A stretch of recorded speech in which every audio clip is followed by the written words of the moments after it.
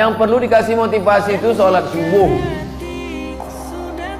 Lau ya'lamuna ma fil atamati was subhi, seandainya mereka tahu pahala sholat isya berjamaah dan subuh berjamaah, la atauhuma abwan, mereka akan datang walaupun merangkak. Saking beratnya sholat isya sama sholat subuh. Rakaat al-fajri khairun minad dunya wa ma fiha. 2 rakaat sholat subuh, qabliyah subuh, sholat sunat sebelum subuh lebih baik daripada dunia dan seisinya. Kalau sholat qabliyahnya lebih baik dari dunia dan seisinya, apalagi sholat subuhnya. Apa hukumnya orang Islam yang tidak mau menyelesaikan waris secara hukum Islam? Karena orang tua almarhum berwasiat untuk membagi waris secara sama rata. Wa man lam yakum bima anzalallah, siapa yang tidak pakai hukum waris yang sudah ditetapkan Allah, faulaika humul kafirun, kafir, faulaika humuz zalimun, zalim, faulaika humul fasiqun, fasik. Tapi ini kan wasiat Pak Ustadz. Wasiat hanya berlaku pada hukum yang sesuai dengan hukum Allah. Adapun wasiat yang tidak sesuai, maka wasiatnya batal. Nanti kalau aku mati, tolong kuburkan di tepi sungai, di bawah pohon bambu yang angin bertiup, angin sepoi-sepoi. Ini mau mati apa piknik? Oleh sebab itu, maka kalau dia bertentangan dengan hukum Allah, maka wasiat itu batal. Nanti kalau aku mati, bagi rata harta ini, maka batal wasiat itu. Tetap dibagi menurut hukum faraid, hukum Islam. Anak laki-laki dapat 2 kali bagian anak perempuan. Lizzakari mithlu hazzil unsayain.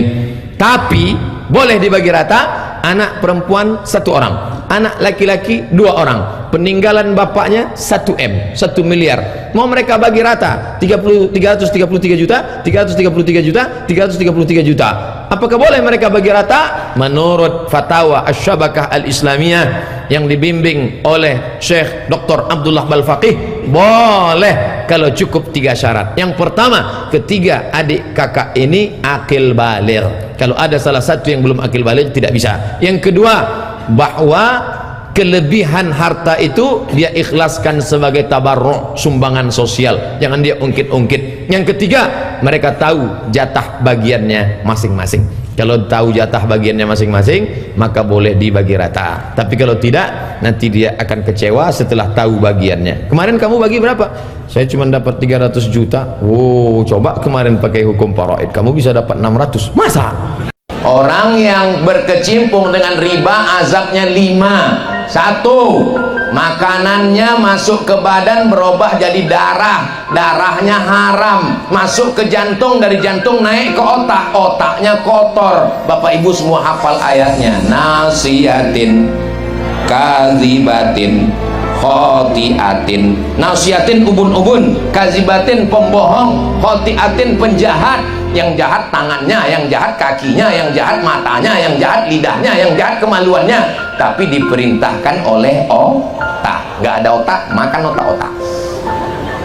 Yang kedua, nasinya riba, dimakan jadi daging. Ayyuma lahmin, setiap daging di badan nabata min haramin, tumbuh dari yang haram, fannaru aulabih, tempatnya api neraka. Daging tumbuh dari yang haram, tempatnya api neraka. Yang ketiga, orang yang makan riba berdoa, doanya tidak dikabulkan. Kenapa doanya tak dikabulkan? Mata'amuhu haram, makanannya haram, masrabuhu haram, minumannya haram, malbasuhu haram, pakaiannya haram, wa ghudhiya bil haram, dikasih makan minum haram. Yang keempat, anak-anak yang dikasih makan riba, istri solihah yang dikasih makan riba, kena juga. Yang kelima, fa'dhanu bi'arbin minallah, orang yang berkecimpung dengan riba berarti ngajak perang dengan Allah. Mudah-mudahan Allah menyelamatkan kita dari riba.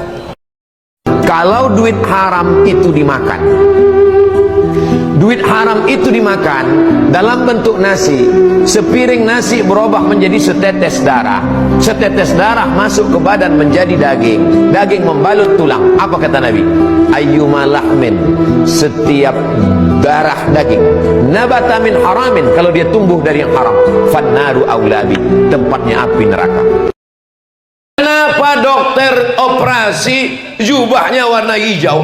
Ternyata dokter itu matanya melihat darah, darah warna.